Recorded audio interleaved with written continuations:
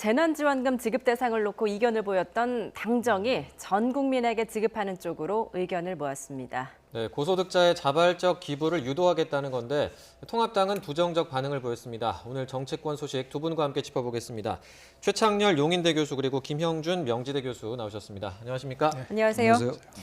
예, 이게 뭐 이제 전 국민이냐 아니면 소득합의 70%를 대상으로 지급할 거냐 이렇게 뭐 당정 간에 굉장히 이견을 보였었는데 정부와 여당이 접점을 찾았습니다. 일단 전 국민에게 다 주고 고소득자의 자발적 반납을 유도하겠다는 건데요. 조정식 더불어민주당 정책위의장의 이야기를 들어보겠습니다.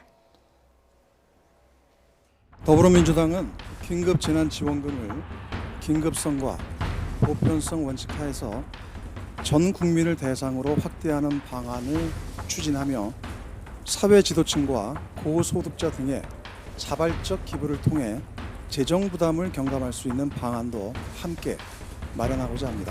자발적으로 지원금을 수령하지 않기로 의사를 표명한 국민에 대해서는 이 정신을 실현시킬 수 있는 법적 방안을 마련할 것입니다.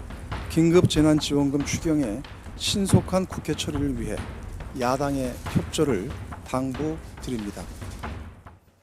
예, 긴급 재난지원금. 뭐 이미 이제 긴급이라는 말은 굉장히 무색하게 됐는데 일단 오늘 이 당정이 마련한 안에 대해서는 좀 두 분 어떻게 평가하시는지 먼저 여쭤보겠습니다. 맨 처음에 이제 당정청은 이제 하위 70%에게만 지급하기로 했었는데 예. 이 상황 자체가 뭐 대단히 위중하잖아요. 그러니까 이거는 상위 30%를 배제할 것이 아니다라는 건데 특히 문제가 됐던 게 70%를 어떻게 기준을 정하냐가 굉장히 논란이 됐었어요. 그러다 보니 시기를 많이 놓친 면이 있기 때문에 예. 이게 만약에 계속 70% 하게 된다면 여전히 그 논란이 있을 것 같아요. 뭐 보험으로 하느냐, 무슨 재산 소득으로 하느냐, 뭐 자산으로 하느냐, 여러 가지 부동산을 포함하느냐 안 하느냐 이렇게 하다 보면 이제 취지가 완전히 이제 발할 수밖에 없고 예.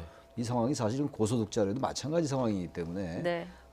정부가 계속 어쨌든 건전 재정성 문제 때문에 재정 건전성 문제 때문에 난색을 표명했는데 이대로 갈 수는 없는 거죠. 지난 선거 때 아까도 화면에 나왔습니다만 황교안 대표도 전 국민에게 1인당 50만 원씩 지급해야 된다 이런 얘기를 하지 않았었어요. 좀 예. 그래서 당정이 이견을 보였던 것이 이제 합의됐으니까 이제 여야가 합의만 한다면 무난히 될 것 같아요. 통합당도 지금 여러 가지 당내 사정 때문에 예. 아직 정확한 입장을 표명 못 하고 있는데 좀 합의할 수 있으리라고 생각합니다. 예. 전 국민 지급으로 정부 여당이 방향을 잡았는데 좀 어떻게 보셨습니까?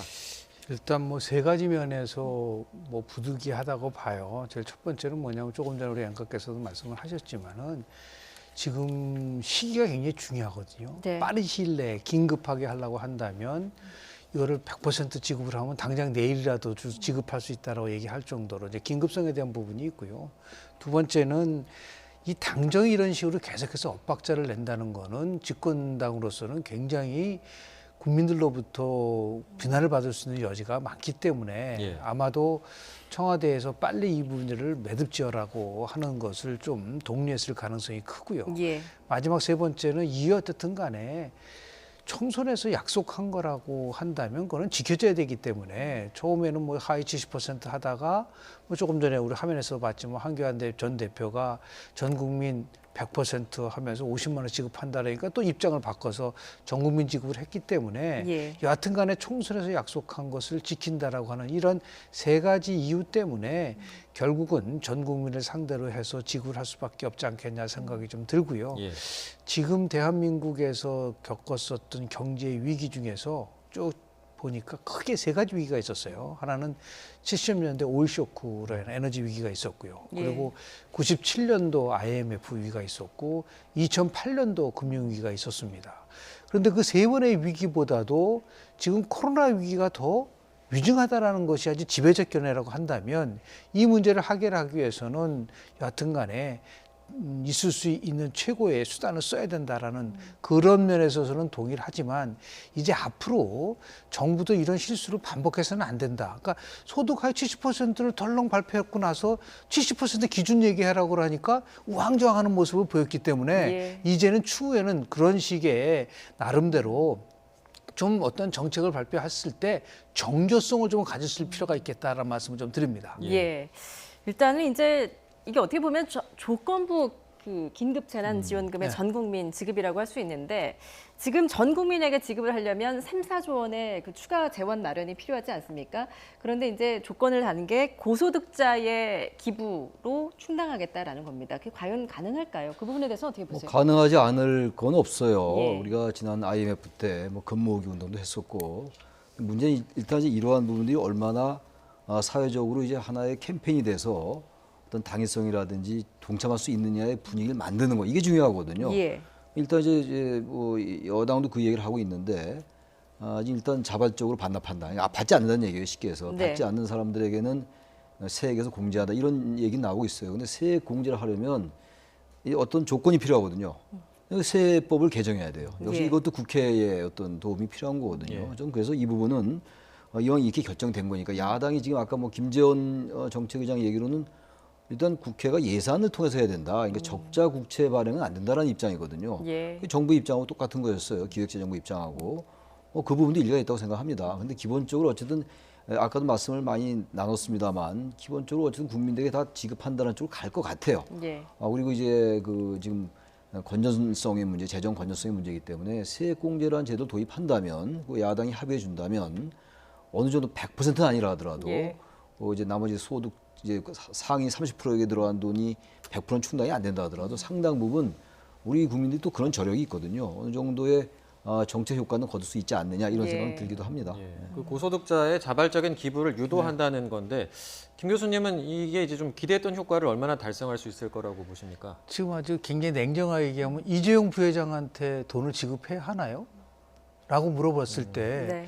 그게 처음에 그래서 하위 70% 얘기가 나온 거잖아요. 고소득자들에 대해서 지원의 불합리성을 어떻게 해결할 거냐라는 걸 해서 70% 얘기가 나왔지만 또 하나 뭐냐면 이거를 지금 식으로 안 주고 하면 줬다 뺏는 것처럼 느껴지잖아요. 예. 그러면 이거를 어쨌든 간에 자발적이라는 거는 줬다 뺏는 건 아니잖아요. 그러니까 본인이 자발적으로 특히 그래서 세액공제에서 기부금 처리를 한다고 한다면 네. 이것을 얼마든지 세액공제 형식으로 가져갈 수 있다라고 얘기를 한 거니까 결국은 뭐 여하튼 간에 기획재정부 입장에서 봤을 때는 3 내지 4조 원의 추가적인 재원이 소요되는 부분들이 있기 때문에 굉장히 고민한 부분들도 이런 것들을 아주 종합적으로 고민해서 나온 부분들도 있었는데 지금 이제는 제가 누차 말씀을 드리지만 예. 이 방식을 가지고 논쟁할 때가 아니다. 너무 절박한 분들이 많으니까 네. 이걸 빨리 적극적으로 야당도 무슨 뭐 국책 보상 운동이니 뭐 이런 식의 얘기하지 말고 아니 본인들이 선거 과정 속에 약속했잖아요. 예. 전 국민 지급한다고 약속을 했으니까 빨리 이제 국회가 이 부분에 대해서 중지를 모아서 국민들에게 조금이나마 더 이런 위기를 극복할 수 있는 그런 모양새를 갖췄으면 좋겠다 말씀을 예. 좀 드립니다. 조금 전에 이제 야당을 좀 언급을 해주셨는데 야당 쪽에서 이제 국채 보상 운동을 하겠다는 거냐 이런 발언이 실제 나왔습니다. 뭐 당정이 합의했지만 이제 공은 통합당으로 넘어간 모양새인데 직접 듣고 오시죠. 자발적 기부를 어떻게 받아서 3조 원이 넘는 국채를 발행해서 그 국채를 어떻게 갚겠다는 건지 우리가 뭐 무슨 기부금을 모아서 국채 보상 운동을 하겠다는 건지 예, 그런데 이제 김재원 정책의장의 발언을 보면은 말씀하셨듯이 조금 부정적인 지금 기류가 있거든요. 이게 여야 합의가 무난히 되겠습니까? 어떻게 보십니까? 해야죠. 예.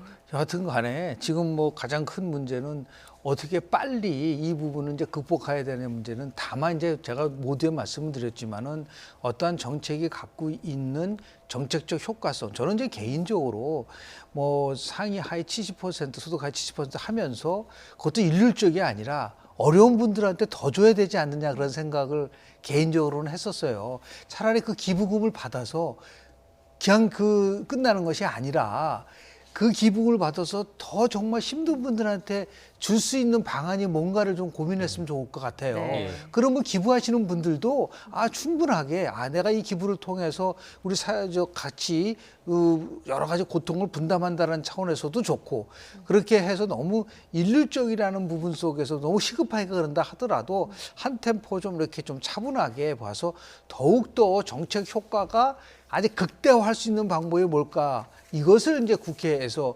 좀 협의를 통해서 이 빠른 시일 내에 합의를 도출했으면 좋겠다라는 그런 바람이 있습니다. 그 예. 이제 통합당에서는 좀 수정된 또 예산을 가져오라 이렇게 또 요구를 하고 있는 걸로 알고 있는데 지금 말씀하신 것처럼 뭐 자발적인 기부의 효과를 좀 극대화하려면 어쨌든 좀 자발적으로 하게끔 하는 그런 유인책 같은 것도 좀 정교하게 마련이 돼야 될 것 같은데 이런 논의도 같이 좀 뭐 여야가 같이 해야 될 이루어지겠죠. 근데 네. 우선 통합당에서 뭐라고 얘기했었냐면 당정이 합의하면 집권당과 정부가 합의하면 자신들은 따르겠다 이런 얘기도 예. 했었어요. 근데 일단 또 합의하니까 저런 얘기를 한단 말이에요. 그러니까 국제보상운동 저런 얘기들은 맞지 않는 얘기예요. 지금 약간 글쎄요, 뭐 냉소적으로 보는 것처럼 느껴지잖아요. 또 하나 문제가 지금 어쨌든 이거는 긴급 피난의 성격이거든요. 예. 보편복지나 선별복지의 그런 논란의 차원도 아니에요. 이 부분은 예. 사실 뭐 보편복지, 선별복지의 논쟁은 항상 있어 왔던 거니까 뭐 그런 논쟁은 바람직하죠. 보수와 예. 진보의 어떤 이념적 성향의 차이기도 하니까 이거는 그런 성격이 아니거든요.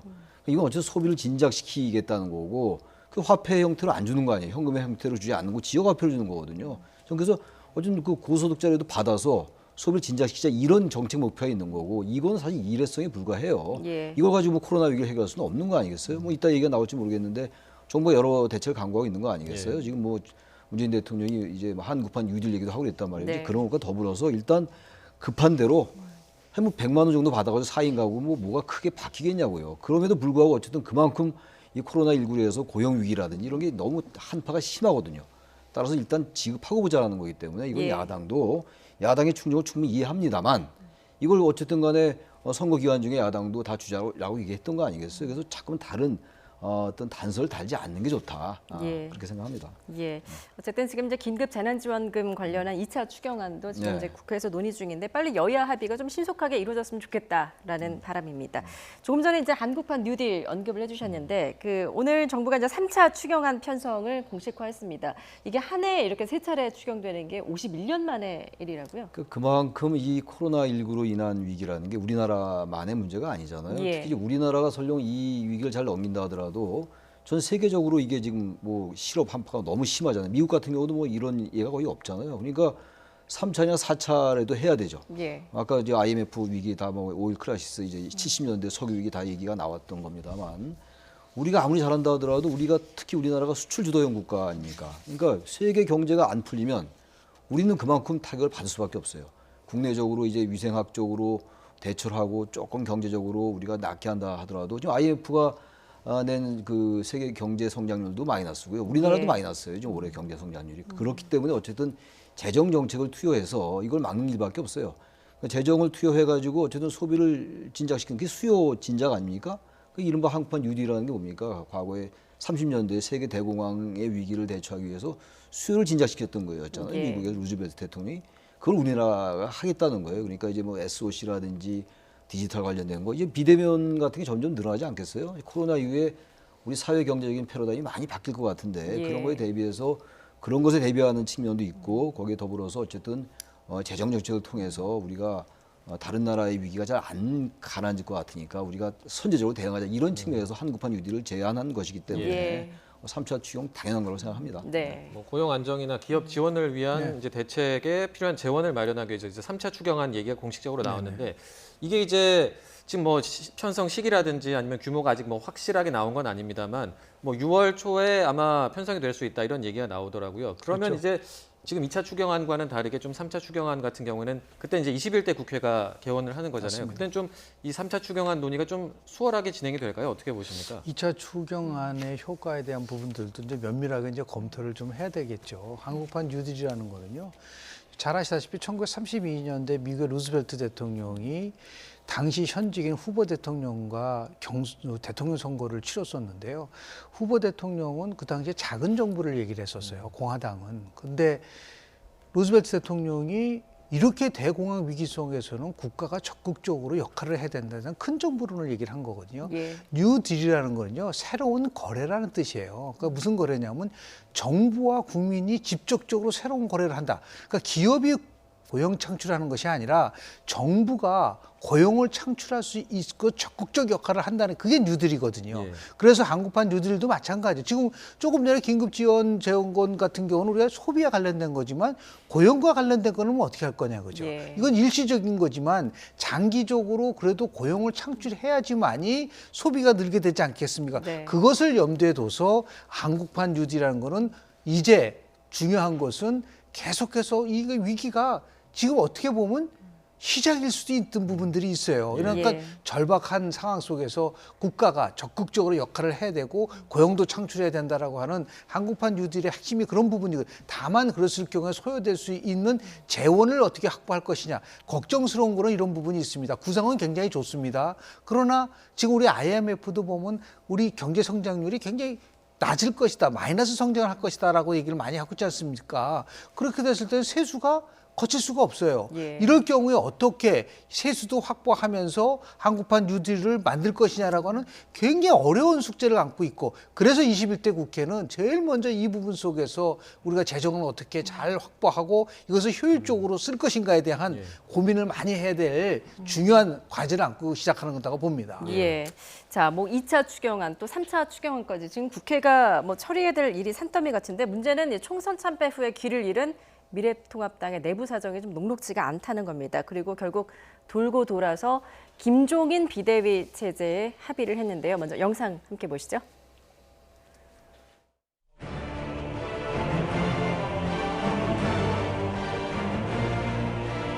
(142명에) 대해서 전부 전화를 전수 돌렸습니다. 그 결과 김종인 비대위가 다수로 나왔습니다. 비상대책을 할 것 같으면 당헌 당규에 너무 집착하다 보면 아무것도 할 수가 없어요. 결국은 대선 내에 확실하게 보일 수 있도록 일을 해주고 나와야 될 것 같아요. 대권 후보가 거짓말이야 거짓말이야 거짓말이야 거짓말이야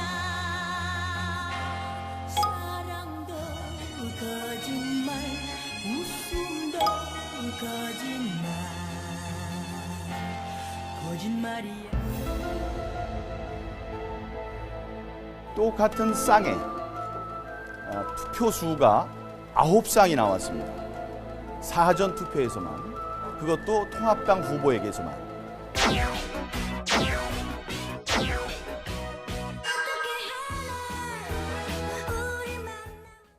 예, 뭐 통합당에 지금 혼란이 좀 계속되고 있는데, 결국에는 이제 김종인 비대위 체제로 결론을 내린 것 같습니다. 이에 대해서는 좀 어떻게 보십니까?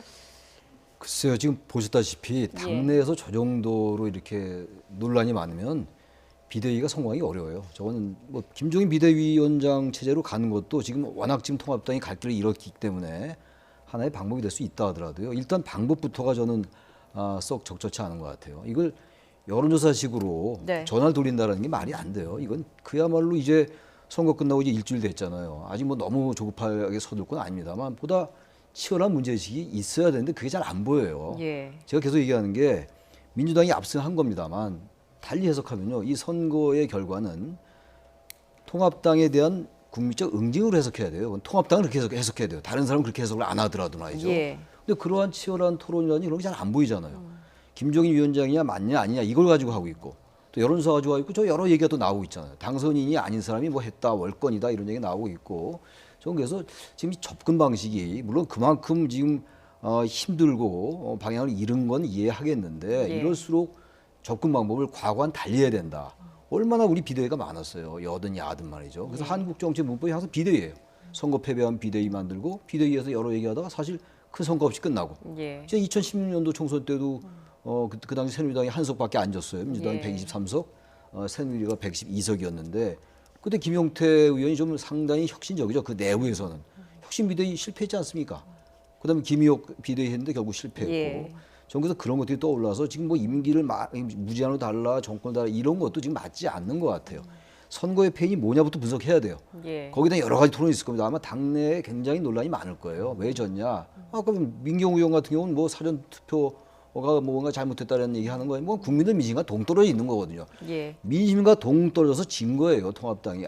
뭐 이유가 많겠지만. 그리고 어쨌든 여전히 탄핵에 대해서 반성하지 않고 빨리 탄핵부터 반성해야 됩니다. 그렇지 않으면요. 통합당 저렇게 바뀌지 않으면 비대위 100번 해봐야 상당히 제한적이다. 그런 말씀 드릴 수밖에 없습니다. 예, 뭐 총선 어떤 참패로 수습하는 네. 그 과정에서 접근 방식 자체가 잘못됐다 이런 지적이신데 좀 어떻게 보십니까? 접근 방식의 문제를 넘어서서 실은 무엇을 새롭게 할 거냐라는 그 과제가 남아 있잖아요. 예. 그게 세 가지라고 보거든요.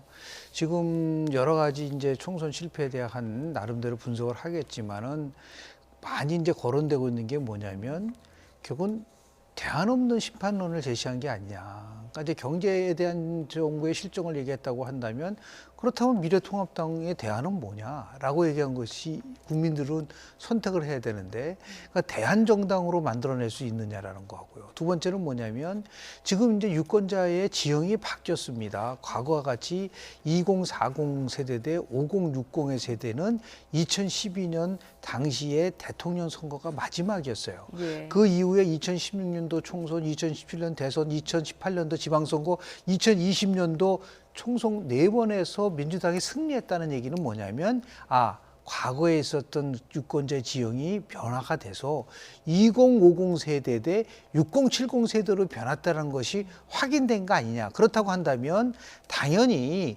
미래통합당도 세대 교체를 통해서 젊은 보수로 가야 된다는 부분 하나 있고요. 예. 마지막 세 번째는 당의 현재 운영되고 있는 이 체제도 아주 고리타분한 이 부분들을 바꿔야 된다. 그러면 이 세 가지 과제를 누가 잘할 수 있느냐를 가지고서 논의를 해야죠. 그러다 보니까 과거에 비대위가 실패했었던 이유는 권한이 없기 때문에 뭐 총선 앞두고 있는 비대위에 얼마든지 공천권을 가지고 권한을 행사할 수 있다고 한다면 예. 당연하게 권한을 줘서 이 제가 얘기한 세 가지 핵심적 어젠다 과제를 풀 수 있게끔 해야 된다는 것은 지극히 당연한 거고요. 예. 두 번째는 뭐냐면 그랬을 때 현재 있는 미래통합당 내에 있는 인사를 가지고 지금 제가 제가 세 가지를 과연 얘기를 할 수가 있겠느냐. 현재 미래통합당 안에 있는 분들은 전부 다 책임이 있는 분들이에요. 이유가 네. 어떻든 간에. 그렇다면 결국은 외부 인사를 통해서 충격적 방법을 통해서 해결할 수 있는 방법밖에 없다. 그렇다고 한다면 결국은 누구한테 가는 것이 나름대로 이 위기를 극복할 수 있느냐. 다 나름대로 의원들이 판단하고 당선자들 판단했을 때 김종인 비대위로 가는 것이 낫다라고 한다면 이젠 주저없이 그걸 가는 것이 중요한 것이지 예. 이걸 가지고 방식이 어땠느냐. 뭐 예를 들어서 뭐 이게 제대로 됐느냐. 이렇게 했을 때 국민들이 봤을 때는 우리 조금 전에 우리 그 남희 씨 노래가 나오던데요. 여전히 빙글빙글 돌고 있을 거냐. 이제는 예. 제자리 돌아와라 해서 나름대로 이걸 빨리 회복을 해야 되지 않겠는가라는 예. 말씀을 좀 드리고 저는 싶습니다. 지금 통합당이 갖고 있는 문제점이 그런 것도 중요하지만 네. 인식을 바꿔야 돼요. 어쨌든 통합당에 대한 인식이 뭡니까? 물론 뭐 저기 유권자 지형도 바뀐 것도 중요합니다만 예. 대단히 웰빙 정당, 기득권 정당 그리고 대단히 그 뭡니까? 선거 기간 전에 그 자유한국당 시절에 좌파 독재, 좌파 프레임, 색깔로 여기 많이 의존하고 있잖아요. 예. 이번 지역구 의원들 보세요. 당선된 사람. 상당 부분이 경북 대구 쪽이에요. 수도권 쪽은 뭐 몇 석입니까? 16석밖에 안 나왔잖아요.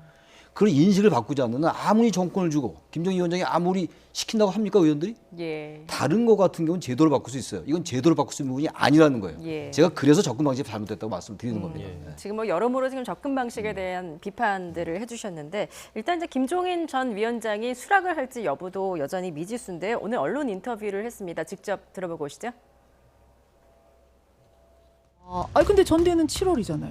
전제를 우선 앞으로 뭐 8월 달에 하겠다, 뭐 7월 달에 하겠다는 그런 전제가 붙으면은 나한테 와서 얘기할 필요도 없어. 대선까지의 로드맵이 이미 머릿속에는 있다는 말씀. 하지만 그쪽에서 환경을 만들어줘야 내가 할 수 있다. 대통령 임기가 이제 2년밖에 안 남았어요, 예, 거의. 예, 지금 예. 대선 들어가려면 내년 아마 3, 4월 이후서부터 아마 이 대선 후보 선정이나 이런 등등이 시작이 될 수밖에 없을 거예요. 예, 김종인 전 위원장 뭐 전권을 달라는 거고 뭐 이제 의사만 안 듣는 환자가 어딨냐 이런 표현도 하면서 대선까지 치를 수 있는 준비까지 해줄 수 있는 비대위원장을 맡겠다. 이런 김종인 전 위원장의 네. 요구에 대해서는 어떻게 보십니까? 현실적으로는 기간을 두고 한다는 것에 대해서는 뭐 동의할 수 없다는 거지 않습니까? 그리고 예. 이제 권한을 달라는 부분들이 있는데요. 정치적 수순을 본다고 한다면 지금 4월이지 않습니까? 그렇게 따지면 올 연말까지 하면 한 8개월 정도 시간이 수요가 되면 예.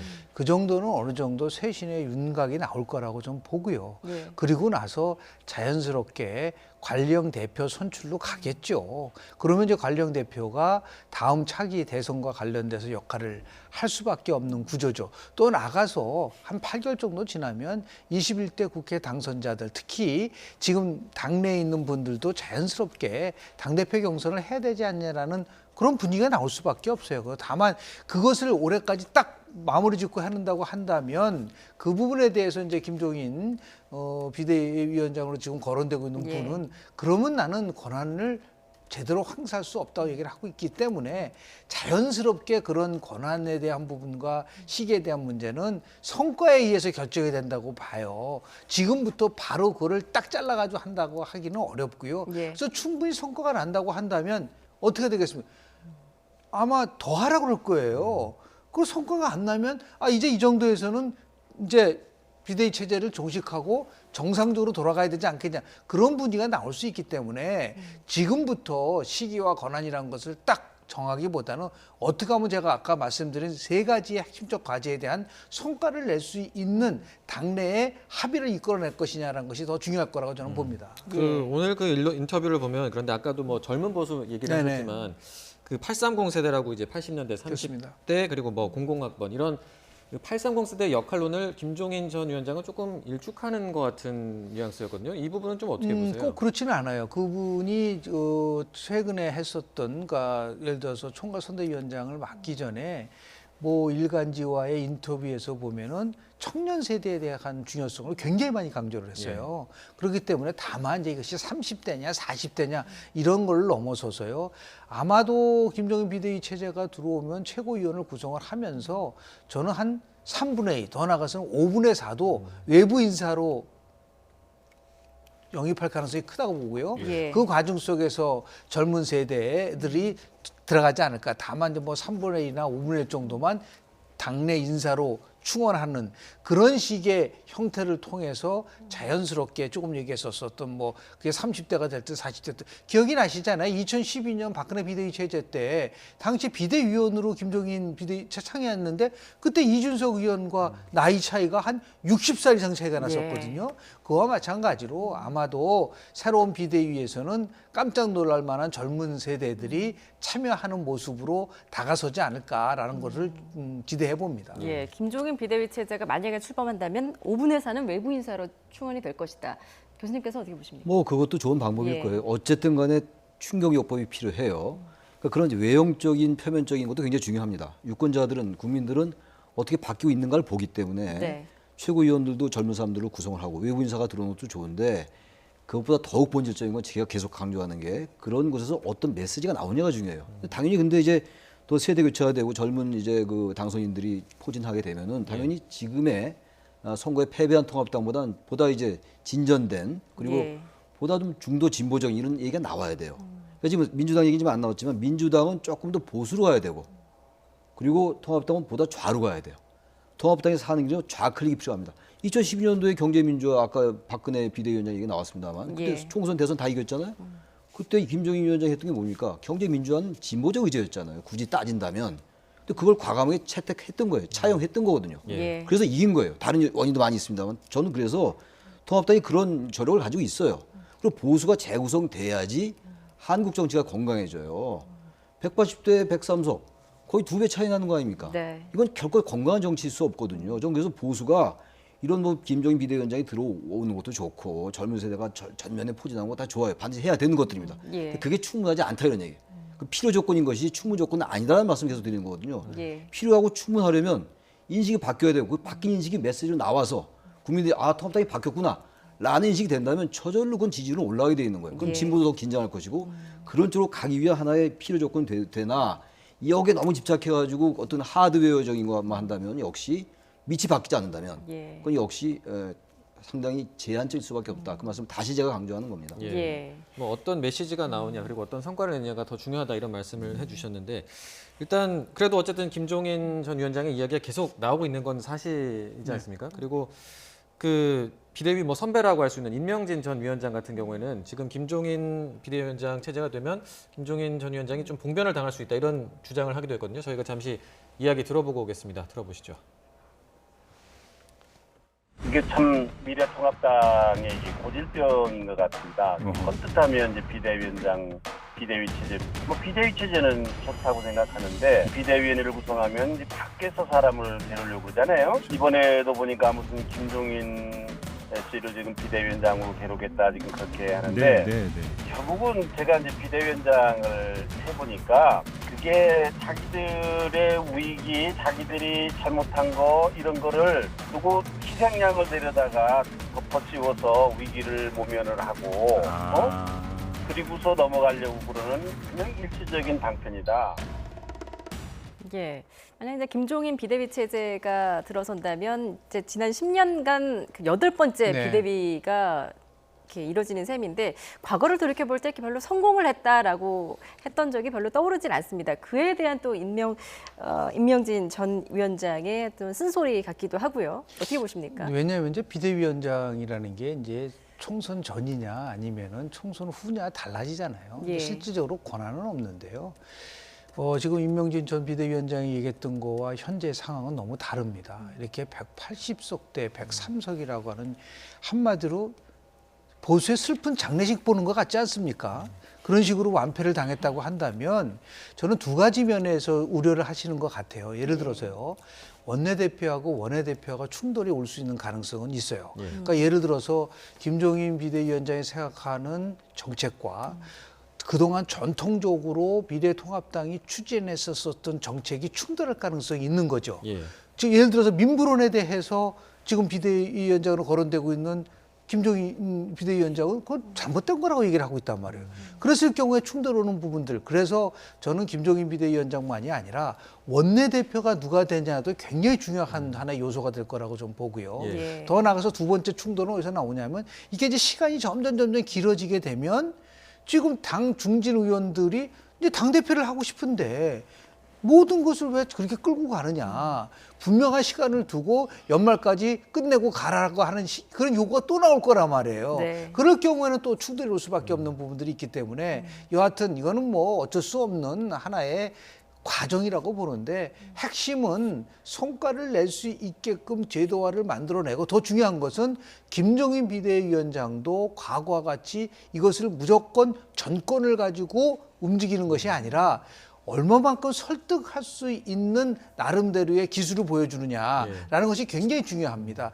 최근의 1월에 의하면은 결국 대통령의 파워도 마찬가지예요. 대통령의 권력도 힘에서 나오는 것이 아니라 설득에서 나오는 거다. 그렇다고 한다면 지금 뭐 초선 의원들이 많아요. 나름대로 영남권도 그렇지만 이 초선 의원들이 앞으로 향후에 정치적인 생명을 걸고 나갈 때 이것을 김종인만이 비대위원장이 된다고 한다면 이분들을 설득해서 좋은 방향으로 갈 수 있겠다. 이걸 나를 따르라는 식의 이러한 리더십은 이제 과거 리더십이고 뭔가 가치를 가지고 함께 같이 갈 수 있다라고 하는 그것이 진정한 의미에서의 리더십을 보여줄 때만이 아까 얘기한 봉변을 안 당할 수 있는 그런 길이 열리지 않을까 생각을 좀 합니다. 근데 문제는 어떠한 그 카드를 갖느냐의 문제예요. 제도화의 문제인데 아니 정치인들이 보통이 아니잖아요. 솔직히 초선이라 하더라도요. 근데 이분들이 지금 선거를 대선이 있고 총선은 각자의 이 정치 입장 약간 간접적인 관계가 있는 거 아니겠어요? 근데 김종인 비대위원장이 권한을 갖는다 하더라도 각계 헌법기관들인데 과연 그게 일사불란하게 될 거냐 이런 얘기예요. 그래서 설득의 리더십 좋은 말씀 하신 거예요. 그래서 이거는 정당이라는 게 공천권을 가지고 공천권을 행사하는 그게 됩니다. 공천권을 안 주니까 따를 수밖에 없는데 그게 아니란 말이에요. 당선됐어요. 그 임기 4년 남았다 이거예요. 그 이제 당장 대선 2년 후고. 그래서 이거는 물론 정권도 중요하고 권한도 중요하고 다 중요하지만 뭔가 의원들에게 우리 보수가 이렇게 잘못됐다. 보수가 재구성돼야 된다. 정치를 교체해야 된다. 세대 교체가 아니라 더 큰 의미에서 정치를 교체하는데 우리 보수가 앞장서야 된다를 설득시키느냐. 그지 못하냐가 관건이라고 생각을 합니다. 어쨌든 계속 말씀하셨듯이 통합당의 변화를 위해서는 인식 변화를 위해서는 어떤 그 통합당 내부의 또 토론이 치열한 토론과 반성이 좀 필요하지 않을까. 인식의 전환이 없으면 백약이 무효입니다. 자, 이런 가운데 초선 패배 이후에 어떻게 바뀔 것인지 그 첫발조차 지금 쉽게 떼지 못하고 있는데요. 통합당 내부에서는 사전투표 조작 의혹에 대한 언급도 지금 계속해서 나오고 있습니다. 이번 총선에서 낙선한 민경욱 전 의원이 연일 불을 지피고 있는데요. 직접 들어보겠습니다. 이렇게 일고 있는 각종 의혹에 대한 검증은 있어야 된다고 생각합니다. 그것은 우리 통합당이나 민주당 아니면 귀중한 한 표를 행사하신 우리 국민들 모두를 위한 일이라고 저는 생각합니다. 투표함 보존 신청을 한 것은 그 재검표를 위한 사전 조치, 수개표 하나하나 이제 손으로 개표를 한다면 지금 어떻게 보면 쓸데없는 이런 논란들도 다 잠재울 수 있습니다. 예, 이번 총선에서 낙선한 민경욱 의원 어떻게 보면 이제 일부 보수 유튜버들이 계속 사전투표 조작설을 제기하고 있는데 이 낙선한 의원들이 계속 그 가세하는 모양새거든요. 이에 대해서는 좀 어떻게 보십니까? 재검표라는 거는 뭐 후보자들이 정당하게 요구할 수 있는 권리잖아요. 예. 예를 들어 과거에도 재검표는 많았었습니다. 그러나 뒤바뀐 거는 거의 없었었죠. 뭐 2000년도에는 당시 경기도 광주에서는요, 딱 3표 차이가 났었어요. 박규기 의원하고 문학진 의원 같은 경우는 3표 차이가 났었거든요. 예. 그래서 오죽하면 문세표라고 하는 별명이 있을 정도로. 근데 재검표해 보니까 한 표가 저 2표예요. 그러니까 이 재검표에 대해서 요구하는 부분하고 부정선거라고 얘기하는 거는 완전히 차원이 다른 겁니다. 그렇게 얘기했을 경우에 과연 이것이 뭔가 어떤 확실한 확증 없이 이것이 잘못됐다, 사전투표가 조작됐다, 사전투표가 부정적인 것이 있다. 이거는 민주주의에 대한 기본적 과정에 대한 부정일 수 있기 때문에 엄청난 후폭풍이 불 수 있는 부분들이 있기 때문에요. 이것은 굉장히 조심스럽게 접근해야 될 부분이라고 저는 봅니다. 그 말씀하신 것처럼 선거 불복 뭐 이런 논란으로 또 번질 수 있기 때문에 그 네. 미래통합당 안에서도 이 부분을 좀 적극적으로 차단하려고 하는 움직임도 있는 것 같아요. 이게 민경욱 의원 개인의 생각이라서 통합당 전체의 생각은 아니잖아요. 예. 근데 이거 선거 직후예요. 그러니까 유권자들은 통합당이 대단히 낡은 정치, 낡은 리더십을 가지고 있다라는 그런 것 때문에 패배한 거 아니겠어요? 논리적으로는 적어도. 근데 민경욱 의원 개인의 이게 지금 문제 제기긴 합니다만 사전 투표가 조작됐다. 거기 개표장을 가보면 알 겁니다. 아마 가보시면. 조작하기 옛날에 자유당 정권이 아니에요. 지금이. 참관이 있죠. 각 당의 참관이 다 나와 있어요. 예. 거의 불가능에 가까운 얘기거든요. 근데 어쨌든 이게 뭔가 문제가 있는 것 같다. 재검표 요구할 수 있어요. 근데 지금 아까 말씀처럼 지금 재검표의 차원이 아니잖아요. 그러다 보니까 민경욱 의원이 제기한 이게 통합당 전체가 주요하는 것처럼 인식이 오해를 받을 수가 있는 거예요. 지금 선거 직후이기 때문에. 예. 참패한 직후잖아요. 그래서 다른 때 제기하는 문제와 다른 거예요. 지금 이게. 그러다 보니까 국민들이 볼 때는 통합당을 찍지 않은 국민들이 볼 때는 저래서 통합당이 안 되는 거라는 생각을 할 수밖에 없다는 겁니다. 이런 부분부터 하나하나 고쳐나가야 돼요. 이게 인식의 전환이 아니면 안 되는 거거든요. 제도화로만 가능한 게 아니에요. 제도화와 인식의 전환이 같이 갈 때 제도 속에 인식이 내장될 때 가능하다. 이런 말씀 다시 한번 제가 강조를 드리는 겁니다. 예, 어쨌든 참패의 원인을 좀 성찰해야 될 시기인데 이런 식의 이렇게 음모론을 제기하는 거 어떻게 보면 여론이 곱지 않은 시선으로 바라볼 수밖에 없을 것 같은데요. 이런 표현하면 죄송하지만 잘못하면 저거 자해 정치가 될 수 있어요. 그리고 조금 전에 최 교수님 좋은 말씀하셨는데 민경욱 의원 개인의 차원이 아니라 미래통합당 전체로서 국민들이 오히려 더 불신을 가중시킬 수 있는 그러한 위험 인자를 안고 있는 부분이기 때문에 정말 신중에 신중을 기해야 되고요. 그리고 가장 중요한 거는 선거 불복을 하라는 이미지를 준다고 한다면 그것은 굉장한 앞으로 미래통합당이 미래로 나가기 저거는 미래통합당이 아니라 과거통합당 아닌가요? 과거로 자꾸만 가려고 하면은 안 된다라는 부분들과 그런 면에서 봤을 때 재검토에 대한 부분하고 조작과 부정선거라는 부분은 완전히 다른 차원이라는 것을 분명하게 입장을 밝힌 다음에 접근을 해야지만이 나름대로 미래통합당에 누가 되지 않을 수 있다라는 말씀을 좀 드립니다. 선관위에서도 이제 자꾸 이제 저런 의혹, 근거 없는 의혹 제기는 문제가 있을 수 있다 이러면서 이제 소송을 차라리 제기하라 이런 입장인데 결국 이제 그 소송을 통해서만 뭐 정리가 될 수 있을까요? 어떻게 보세요? 소송을 통해서 소송하지 말아야죠. 저건 정치적으로 접근해야 돼요. 소송하면 지기가 쉬울 것 같아요. 모르긴 모릅니다만. 그래서 다들 말씀하신 것처럼 민경욱 의원도 본인 뭐 그렇게 생각하는 거니까. 근데 자꾸 사전 투표가 조작됐다, 무슨 뭐 9상이 똑같다 이런 말을 하면은 뭐 일단 뭐 상당히 그쪽에 이제 강성 지지자들은 그럴 수 있다. 뭐 이렇게 얘기할 수 있겠죠. 저는 지금 유튜버가 그런 얘기를 했다는데 그 사람 좀 공개해야 될 것 같아요. 왜 자꾸 그런 의혹을 제기하려면 유튜브에서 정확한 근거를 가지고 해야죠. 그러니까 이런 것도 너무 극단적으로 편향을 자꾸만 가져오는 거예요. 편향의 정치라는 게 얼마나 나쁜 결과를 초래합니까? 통합당의 또 패배로 연결됐고 유튜버들도 누가 했는지 모르겠어요. 제가 그분도 좀 각성할 필요가 있다는 말씀 드립니다. 예, 오늘 전반적으로 두 분께서 통합당에 대한 쓴소리를 많이 해주셨는데요. 언제쯤 내부 혼란이 좀 수습될지 또 좀 지켜보도록 하겠습니다. 지금까지 최창렬 용인대 교수, 김영준 명지대 교수였습니다. 잘 들었습니다. 고맙습니다. 네, 고맙습니다.